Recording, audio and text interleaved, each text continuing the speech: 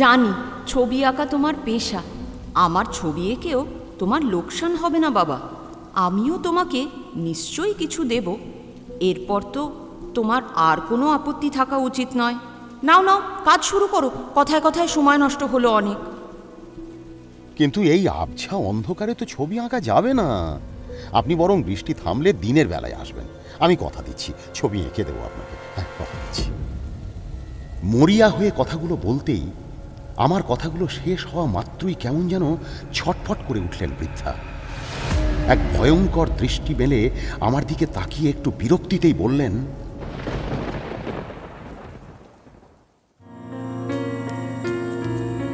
নিঝুম পথে নিচ্ছে আলো, ছায়া হয়ে নেমে আসে রাত।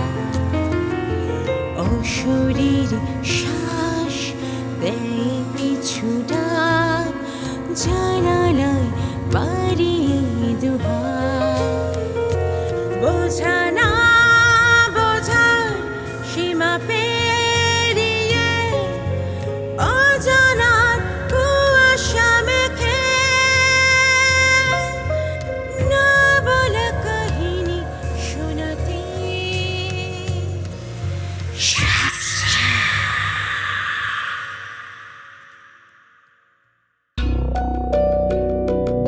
নমস্কার, জানা অজানার মাঝে থেকে আমি পৌলমী চলে এসেছি আরও একবার আপনাদের গল্প শোনাতে। শ্রোতা বন্ধুরা, আমাদের আজকের গল্প শ্রী শিশির কুমার মজুমদারের ছবি। শুনতে থাকুন লেখক শিশির কুমার মজুমদারের ছবি।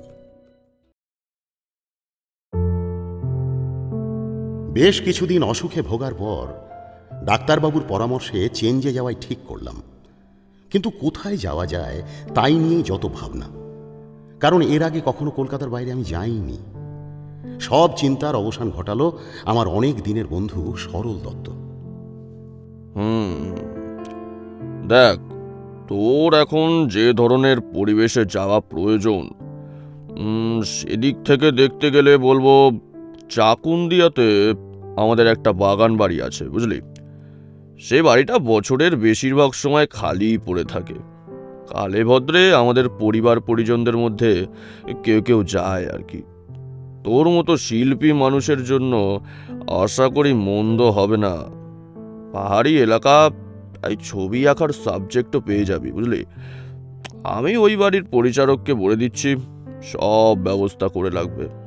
তোর কোনো অসুবিধাই হবে না। ব্যাস, জিনিসপত্র গুছিয়ে একদিন পা বাড়ালাম চাকুন্দিয়ার পথে। ট্রেন কখন যে চাকুন্দিয়ায় পৌঁছাবে তা আমার জানা ছিল না, তাই ভাবনায় পড়লাম।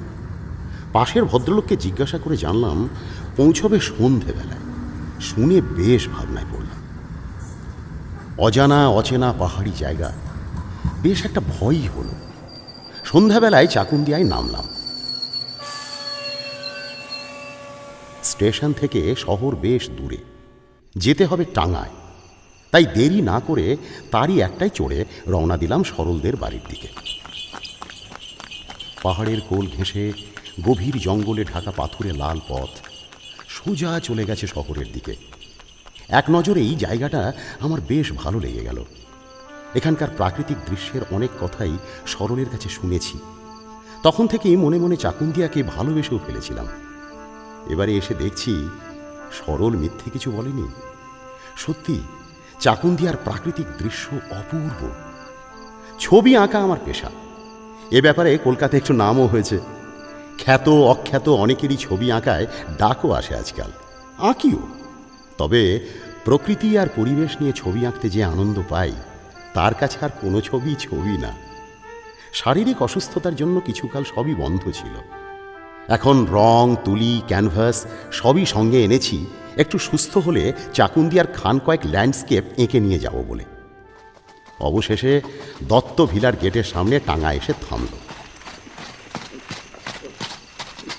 বোগেন ভিলার সাজানো মস্ত গেটের সামনে আলো হাতে মালি দাঁড়িয়েছিল। টাঙ্গা থেকে নেমে পরিচয় দিতেই সে বলল আমারই জন্য সে নাকি অপেক্ষা করছে। খবরটা দেরিতে পাওয়ায় স্টেশনে যেতে পারেনি। আচ্ছা, এইটাই সরল দত্তদের ভিলা কি? আমি সরলের বন্ধু। আয় সাহেব আয়, আমি খবরটা অনেক দেরিতে পেয়েছি, তাই স্টেশনে যেতে পারিনি। এইখানে তোর জন্যই অপেক্ষা করছি। হায় সাহেব। আমাকে নমস্কার জানিয়ে ও বলল, তোর কোনো অসুবিধে হবে না সাহেব, আমি টেলি পেয়ে সব ব্যবস্থা করে রেখেছি। আমি তোর সব মালপত্র ঘরে নিয়ে রাখছি, দে। বেশ বেশ। চারিদিক খোলামেলা, সব থেকে ভালো ঘরটাই ও আমার জন্য খুলে দিয়েছে। খাটে বিছানাও তৈরি। একটা চেয়ার টেনে বসতেই ও খবর দিল খাবার তৈরি। ক্লান্তিতে আমার শরীরটা তখন ভেঙে পড়ছিল। তাড়াতাড়ি খাওয়া দাওয়া সেরে সেদিনের মতন বিছানা নিলাম। পরদিন ভোরে নাম না জানা পাখির ডাকে ঘুম ভাঙল। উঠে বসে জানালা দিয়ে বাইরে তাকাতেই নজরে পড়ল দূরের পাহাড়গুলো। সামনের বারান্দায় দাঁড়িয়ে এক নজরে চারিদিক দেখেই আমি মুগ্ধ হয়ে গেলাম। সত্যি এখানকার প্রাকৃতিক দৃশ্য চমৎকার। দত্তভিলার লাগোয়া বাগান, দেশি বিদেশি জানা অজানা নানান ফুলের গাছে অজস্র ফুল ফুটে রয়েছে। এই সকালেই সেই সব ফুলের প্রজাপতির মেলা। ঠিক করলাম আশপাশের সব বিউটি স্পটগুলোই ঘুরে দেখব, পারলে তাদের ছবিও আঁকব। তবে যতদিন শরীরে জোর না পাই দত্তভিলার বাগানেই আটকা থাকতে হবে আমাকে।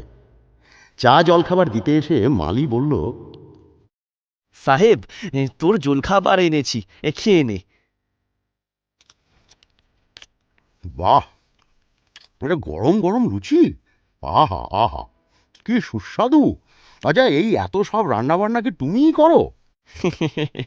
না না সাহেব, আমি না, আমার বউই এসব রান্না করে। আমি আর আমার বউ এই দুজনে এখানেই থাকি। আমরা বাগানের শেষে ওই ওই আমাদের ওই ঘরটা আছে। হ্যাঁ, সাহেবরা কেউ এলে আমরাই তাদের দেখাশোনা করি। তোকে তোকে কোনো রকম অসুবিধায় পড়তে হবে না। হাট বাজার রান্না সব কামই আমরা করব। হ্যাঁ, কলকাতার মালিকরা আমাদের সেই হুকুমই করেছেন। সাহেব, তোর চা খাওয়া হয়ে গেছে? হুম হুম, এই শেষ করলাম। কেন? তাহলে চল সাহেব, এখন তোকে বাগানটা ঘুরিয়ে দেখিয়ে দিই। এমন বাগান এ তল্লাটে আর নেই। তাই নাকি? বেশ, চলো তাহলে। হ্যাঁ হ্যাঁ, চল চল। বেশ কয়েক একর জমি নিয়ে দত্তভিলার বাগান। সামনে ফুলের বাগান, পিছনে ফলের।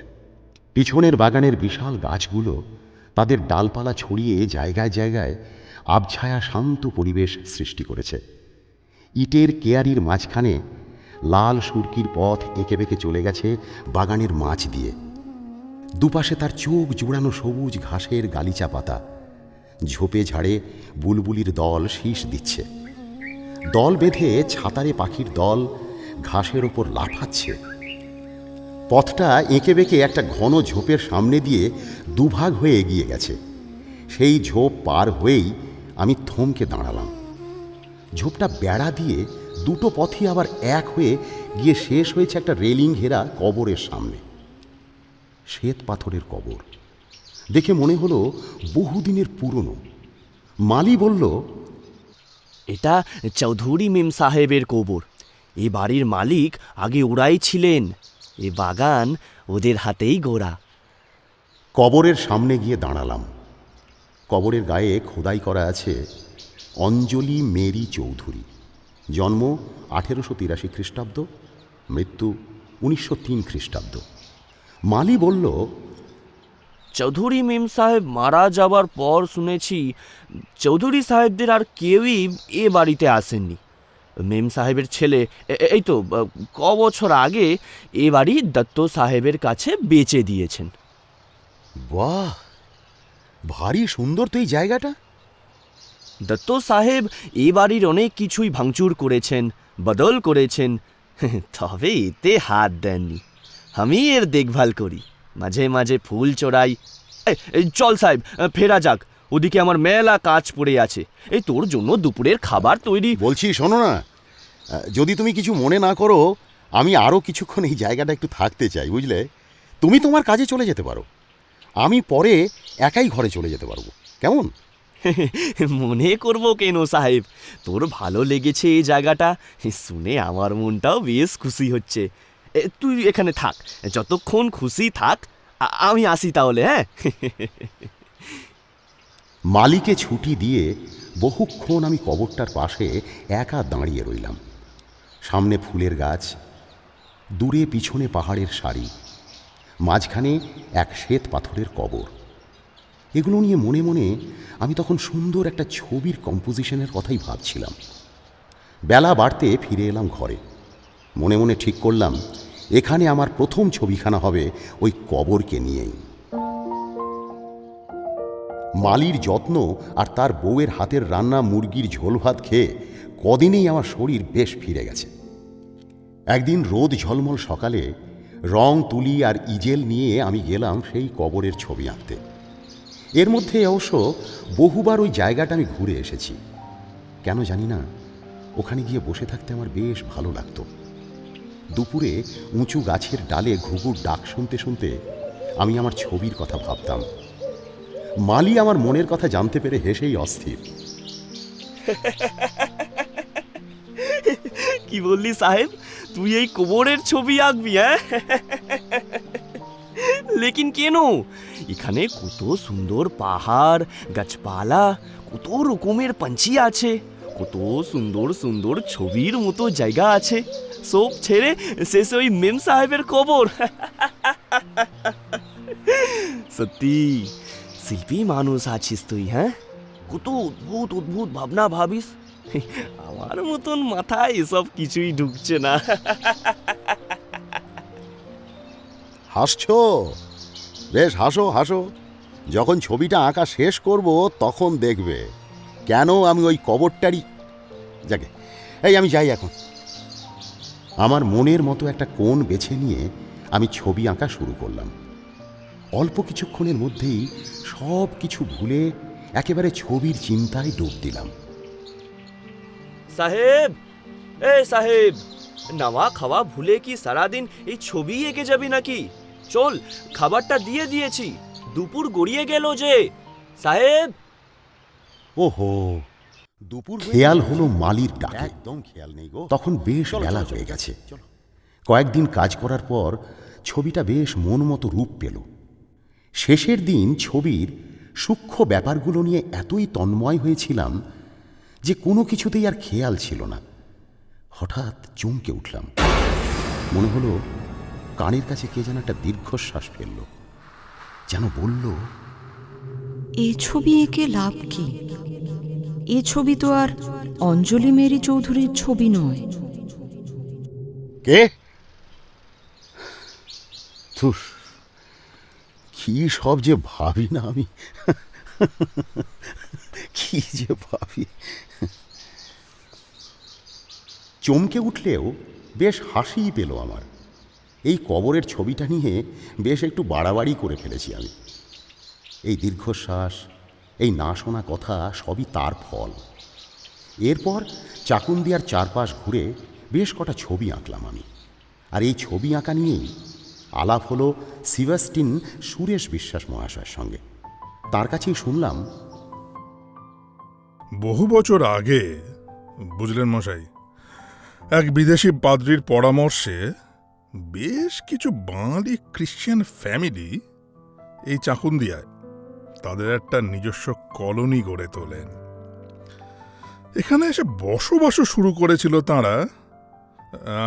তাদের মধ্যেই একটি পরিবার ছিল আমাদেরও। দেখতে দেখতে ছোটখাটো একটা শহরের মতো হয়ে উঠেছিল জায়গাটা। ভালোই কাটছিল, বুঝলেন। কিন্তু কিন্তু এখানে ইনকামের কোনো ব্যবস্থা না থাকায় একে একে সবারই উৎসাহে ভাটা পড়ল। তারপর সেই বিদেশি পাদ্রী, উনি মারা যাওয়ার পর কলোনিতে ভাঙন ধরল। এখন এখানে ওখানে কয়েকটা বাড়িতে কয়েক ঘর খ্রিশ্চান ফ্যামিলি কোনো মতে টিকে আছে, কিন্তু বাদ বাকি চাকুন্দিয়া আবার যেন জঙ্গলেই ঢাকা পড়েছে। আর আপনি যে বাড়িতে এসে উঠেছেন, ওই বাড়িটি, সেইটি আগে ছিল চৌধুরী পরিবারের। মিসেস চৌধুরী নিজে থাকবেন বলেই বাড়িটা করেছিলেন, কিন্তু কিন্তু কদিন অসুখে প্রায় বিনা ট্রিটমেন্টে মারা গেলেন এখানে। তখন তখন তার ছেলের বয়স কত হবে? ওই 1 বছর মতন। চৌধুরী সাহেব নিজে কোনোদিন এখানে থাকেননি। তিনি এসেই ছেলেকে নিয়ে চিরদিনের মতো কলকাতায় ফিরে যান। সেই ছেলেই তো বড় হয়ে এই বাড়ি বিক্রি করে দিয়েছে ওই দত্ত সাহেবদের কাছে। এখানেই কোনো এক পাহাড়ে আর কি যেন এক খনিজ ধাতুর খোঁজে এসে মিস্টার দত্ত, মানে আমাদের দত্ত সাহেব প্রথমে এই বাড়িটা দেখেন, আর কি ব্যাস পছন্দ হতেই তিনি কিনে নেন। খনিজ ধাতুর সন্ধান অবশ্য তিনি পাননি, তাই তাঁরও এখানে আর পাকাপাকি থাকা হয়নি, বুঝলেন কি না। তবে তবে বাড়িটাকে উনি যত্ন করে রেখেছেন। মাঝে মাঝে কদিনের জন্য ওই ছুটি টুটি কাটাতে এসে থাকেন এখানে। আমাকে ছবি আঁকতে দেখে বিশ্বাস মশাই বললেন, আচ্ছা, একটা একটা রিকোয়েস্ট করবো আপনাকে, মানে মানে আপনি যদি কিছু মনে না করেন। হ্যাঁ হ্যাঁ বলুন না, নিঃসংকোচে বলুন। আসলে আসলে আমার বৃদ্ধা মায়ের যদি একটা ছবি এঁকে দেন তো তো বড় উপকার হয়। এটা আমার আমার অনেক দিনের ইচ্ছে। কিন্তু কিন্তু এই জঙ্গলে আর আর্টিস্ট পাবো কোথায় বলুন? আপনি যখন এবার এসেই গেছেন, মানে যখন এসে পড়েছেন, তখন প্লিজ প্লিজ দয়া করে আমার এই ইচ্ছেটা একটু পূরণ করুন। বিশ্বাস মশাই, ছবি আঁকাই আমার পেশা। যদিও প্রচুর কিছু টাকা পয়সা কিন্তু আমি দিতে পারবো না, হ্যাঁ, আর তাহলে সাধ্যমতো আপনাকে কিছু দেব, ওই যতটুকু পারি আর কি। এই না না না না, ছি ছি, এভাবে বলবেন না।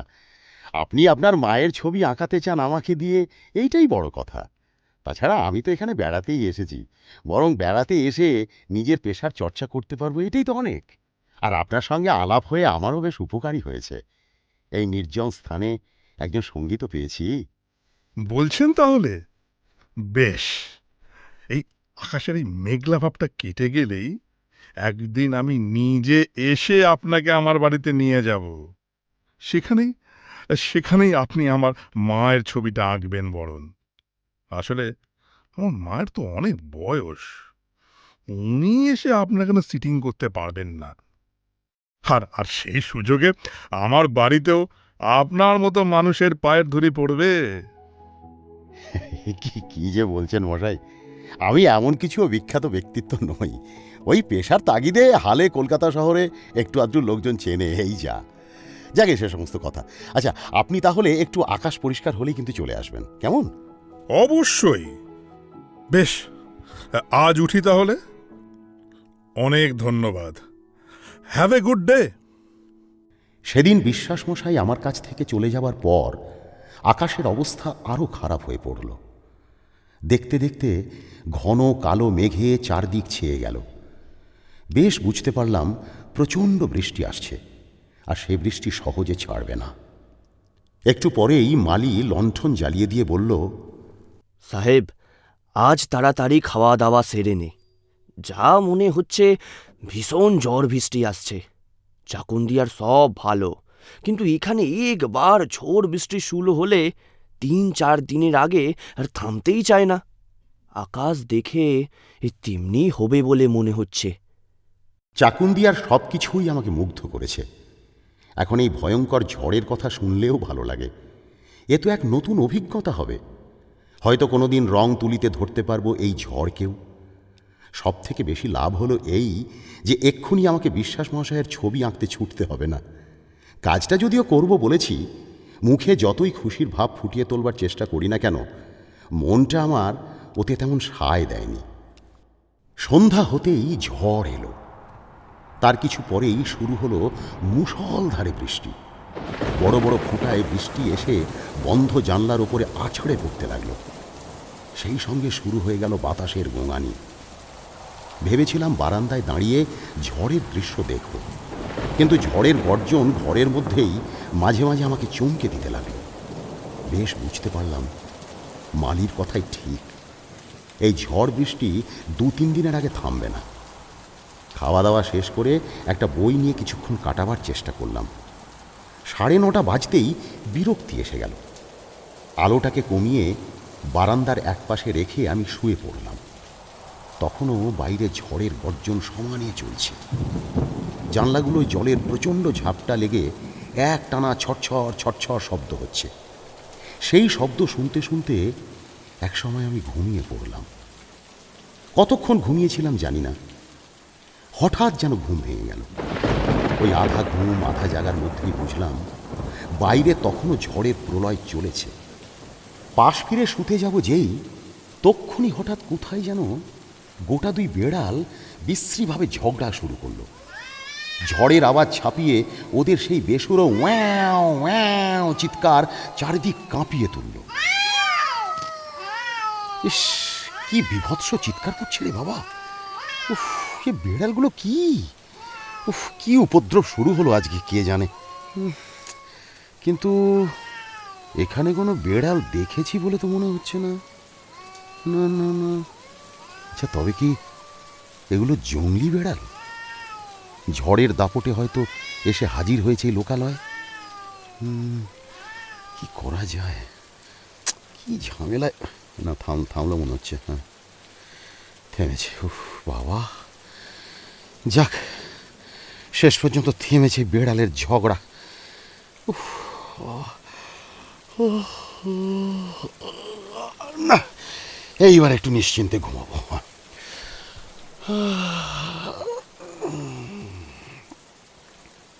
তখনই শুনতে পেলাম কে যেন ঘরের দরজায় আস্তে একটা ধাক্কা দিল। প্রথমে ভেবেছিলাম ও হাওয়ার কাণ্ড, তাই নির্বিকার হয়ে শুয়েই ছিলাম। কিন্তু আবার ঘন ঘন ধাক্কা পড়াতে অবাক হলাম। যা বাবা, এত ঘন ঘন ধাক্কা!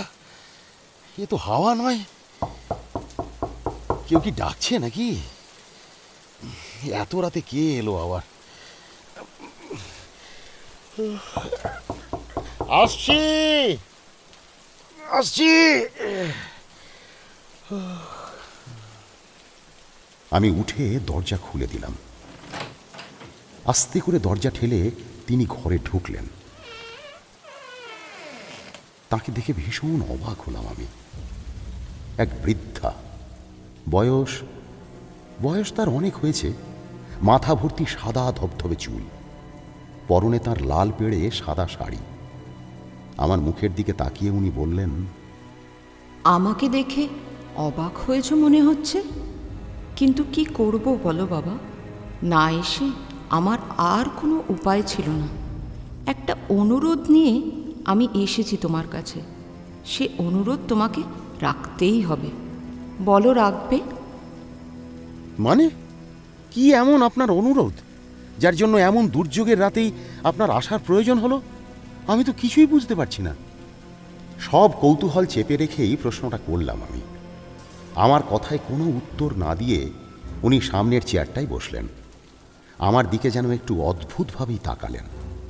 বললেন, জানি এমন অসময়ে এসেছি বলে তোমার মনে হয়তো অনেক কথাই জেগেছে, কিন্তু বাবা বিশ্বাস করো, এমন অসময়ে আসা ছাড়া আমার আর কোনো সময় নেই। আমার অনুরোধ সামান্যই। তোমাকে আমার একটা ছবি এঁকে দিতে হবে। ছবিটার বড়ই প্রয়োজন বাবা, একজনকে দিতে হবে। ওর কথা শুনে থমকে গেলাম আমি। মনে মনে ভাবলাম স্বপ্ন দেখছি। আবছা আলোয় ওর উপস্থিতি যেমনই রহস্যময়, তেমনই অদ্ভুত ওর অনুরোধ। মনে মনে বললাম, যা বাবা, এত রাতে আমি কি পাগলের পাল্লায় পড়লাম না কি? ইনি কি সেই বিশ্বাস মশাইয়ের মা? কিন্তু তার এমনভাবে আসার কি প্রয়োজন ছিল? ছবি তো আমি এঁকেই দেব বলেছিলাম। সে কথা কি উনি জানেন না? কেমন করে যেন বৃদ্ধা আমার মনের কথা বুঝতে পারলেন। বললেন, না বাবা না, আমি পাগল নই। তোমার কোনো ক্ষতি করতেও আসিনি। বলেছি তো, বড় নিরুপায় আমি। তাই এখন এমনি করেই এসেছি তোমার কাছে। কিন্তু তুমি আর দেরি করো না বাবা, সময়ের দাম অনেক। নাও নাও, আঁকতে শুরু করো। ওর কথায় যে কি উত্তর দেব ভেবেই পেলাম না। কেমন যেন একটা অস্বস্তি আমাকে পেয়ে বসল। বিশ্বাস মহাশয়ের মায়ের মাথায় যে গোলমাল আছে তাতে তো আর কোনো সন্দেহই নেই, কিন্তু এখন এর হাত থেকে মুক্তি পাও কেমন করে? কিছু বলার আগেই উনি হাসলেন। সে হাসি আমার মনে কেমন যেন ভয় ধরিয়ে দিল। উনি বললেন, জানি ছবি আঁকা তোমার পেশা। আমার ছবি এঁকেও তোমার লোকসান হবে না বাবা। আমিও তোমাকে নিশ্চয়ই কিছু দেব। এরপর তো তোমার আর কোনো আপত্তি থাকা উচিত নয়। নাও নাও, কাজ শুরু করো। কথায় কথায় সময় নষ্ট হলো অনেক। কিন্তু এই আবছা অন্ধকারে তো ছবি আঁকা যাবে না। আপনি বরং বৃষ্টি থামলে দিনের বেলায় আসবেন। আমি কথা দিচ্ছি, ছবি এঁকে দেবো আপনাকে। হ্যাঁ, কথা দিচ্ছি। মরিয়া হয়ে কথাগুলো বলতেই আমার কথাগুলো শেষ হওয়া মাত্রই কেমন যেন ছটফট করে উঠলেন বৃদ্ধা।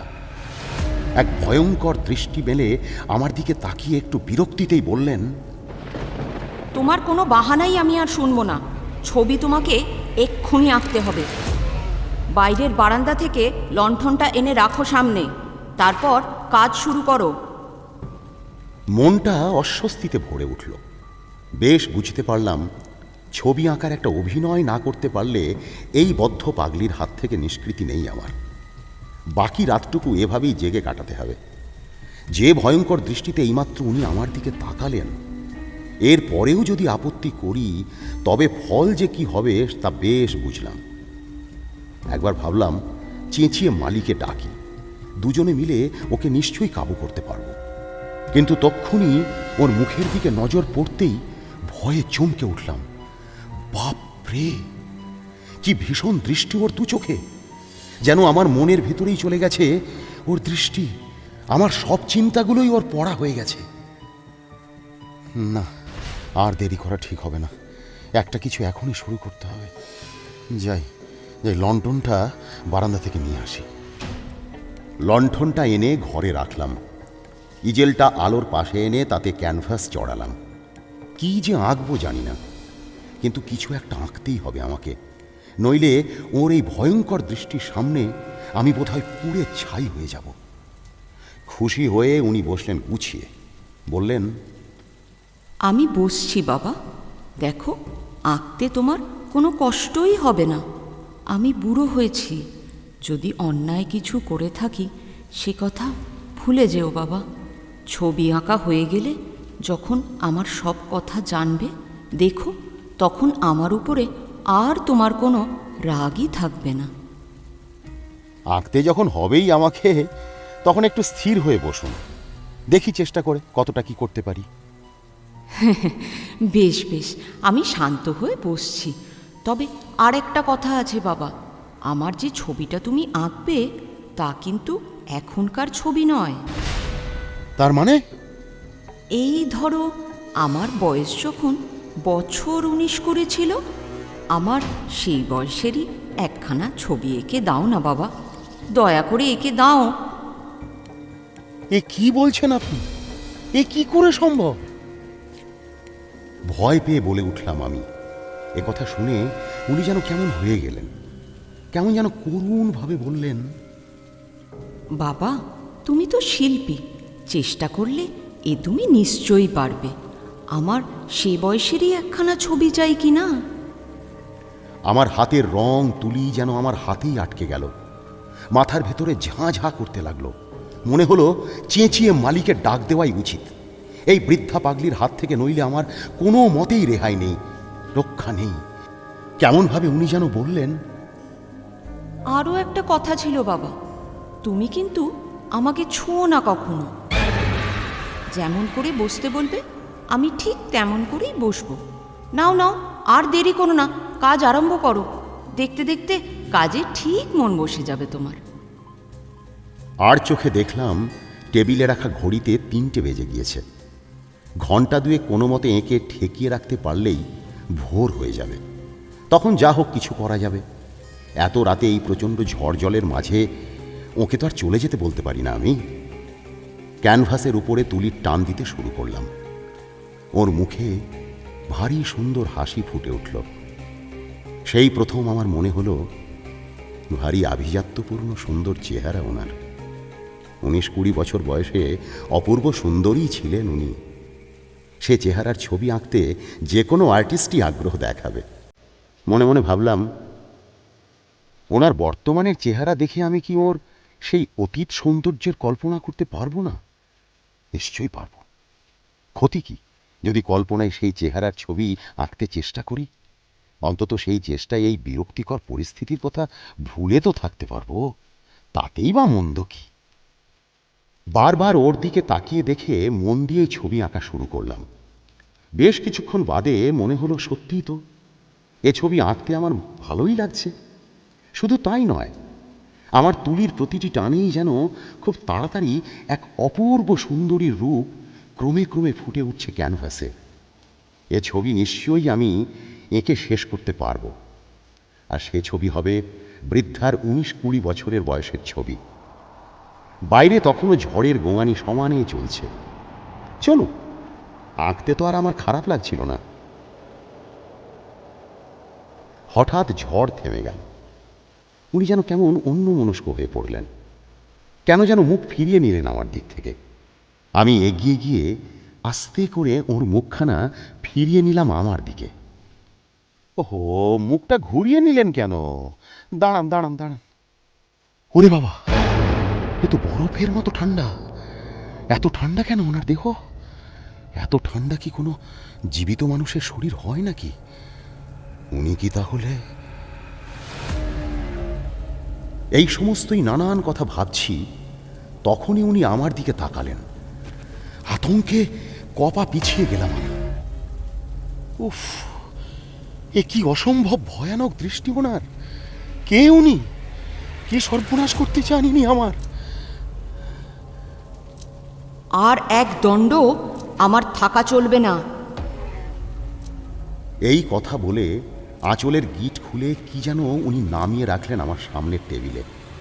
দরজার কাছে এগিয়ে গিয়ে বললেন, চমৎকার এঁকেছো ছবিটা। ঠিক এমনিই দেখতেছিলাম আমি। যেটুকু কাজ বাকি রইল মন থেকেই শেষ করে ফেলো বাবা। আর দাঁড়ালেন না উনি। বাজ পড়ল তখন কাছেই কোথাও।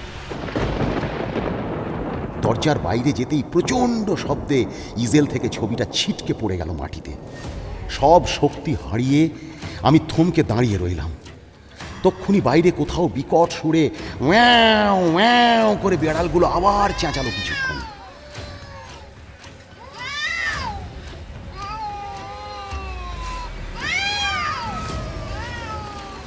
মালির চিৎকারে হুঁশ এলো। আলো নিয়ে ঘরে ঢুকলো ও। এ কি সাহেব, এ তুই ঘুমাস নি? কিছু হয়নি তো তোর? এ কি, এই ছবিটা পড়ে গেছে দেখছি। দাঁড়া, আমি তুলে দিচ্ছি। ছবিটা তুলে ও আবার ইজেলে লাগিয়ে দিল। এই সময় বাইরে আবার বাজ পড়ল। মালি বলল, বাইরে বাজ পড়ছে, তাই দেখতে এলাম তুই কেমন আছিস। কি হয়েছে তোর? অমন করে দাঁড়িয়ে আছিস কেনে? হ্যাঁ হ্যাঁ হ্যাঁ হ্যাঁ, না না না না না, কিছু হয়নি তো আমার। কিছু কিছু হয় না, ঠিক আছি আমি। তুমি এসো, তুমি এসো, গিয়ে যাও, শুয়ে পড়ো, যাও। আমিও শুয়ে পড়ছি। হ্যাঁ, আমার কিছু দরকার হলে ডাকবো ডাকবো ক্ষণ। হ্যাঁ, ঠিক আছে সাহেব, এই তুই শুয়ে পড়, আমি কাছেই আছি। এই কিছু যদি দরকার হয় একবার হাঁক দিস। চূড়ান্ত ক্লান্তিতে আমার দেহ মন যেন ভেঙে পড়তে লাগলো। কোনো মতে মালিকে বিদায় দিয়ে শুয়ে পড়লাম আমি। পরদিন সকালবেলায় বিশ্বাস মশাই এসে ছবিটা দেখে চমকে উঠলেন। Good morning. হ্যাঁ, গুড মর্নিং। আপনি এখানে? কাল রাতে যা ঝড় বৃষ্টি হচ্ছিল, ভাবলাম আপনি চাকুন্দিয়ায় নতুন মানুষ, ঠিক আছেন কিনা, তাই এলাম একবার। আপনাদের কলকাতায় আশা করি এই রকম খারাপ আবহাওয়া খুব একটা টানা চলে না। এই একই একই এই এই ছবিটা, এই ছবিটা কি আপনি এঁকেছেন? আগে হ্যাঁ, কাল রাতে। কিন্তু আপনি ছবিটা দেখে এরকম চকিত হলেন কেন? মানে ছবিটা কি ঠিক ভালো হয়নি? মানে আপনি এ ছবি আঁকলেন কেমন করে? এ তো মিসেস চৌধুরীর ছবি। হোয়াট? আগে হ্যাঁ, আমি ঠিকই বলছি। মিসেস চৌধুরীর মনে নিজের রূপ সম্পর্কে বড় অহংকার ছিল। স্বামীর সঙ্গে খুব বেশি বনিবনা ছিল না। সামান্য ব্যাপারে স্বামীর সঙ্গে ঝগড়া করে ছেলেকে আর তার পোষা বিড়াল নিয়ে চলে আসেন এখানে। হয়তো বিচ্ছেদই হয়ে যেত ওদের মধ্যে। একমাত্র ছেলের জন্য তা হতে পারেনি। তবে শুনেছি মিস্টার চৌধুরী নাকি রাগে তাঁর স্ত্রীর সব স্মৃতিগুলোই সরিয়ে ফেলেছিলেন তাঁর ছেলের সামনে থেকে। এমনকি সব ছবিগুলো নষ্ট করে ফেলেছিলেন। কিন্তু এত কথা আপনি ওদের সম্বন্ধে জানলেন কি করে? কারণ মিসেস চৌধুরীকে এখানে দেখাশোনা তো আমিই করতাম। মিসেস চৌধুরী মারা যাওয়ার 1 যুগ পর তো এই বাড়ি বিক্রি হয় দত্ত সাহেবের কাছে। বিক্রির আগে এসেছিলেন মিসেস চৌধুরীর সেই ছেলে মাইকেল। এখানকার জিনিসপত্রের একটা ব্যবস্থা করতে আমাকে জিজ্ঞাসা করেছিলেন। আচ্ছা মিস্টার বিশ্বাস, আমার মায়ের কোনো ছবি আছে কি আপনার কাছে? ভেরি সরি মাইকেল, আমার কাছে মিসেস চৌধুরীর কোনো ছবিই নেই। কোনো পোর্ট্রেট?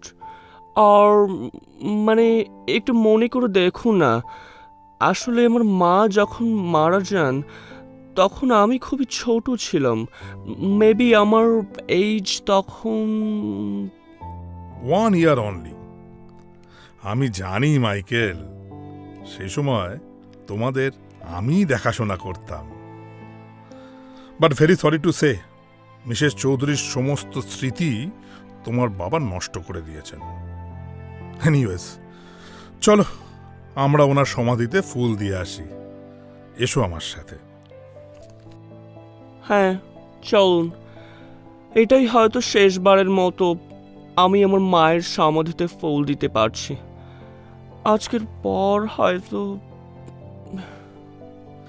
আমার সঙ্গে শেষবারের মতো ওর মায়ের সমাধিতে ফুল দিতে গিয়েও বলেছিল,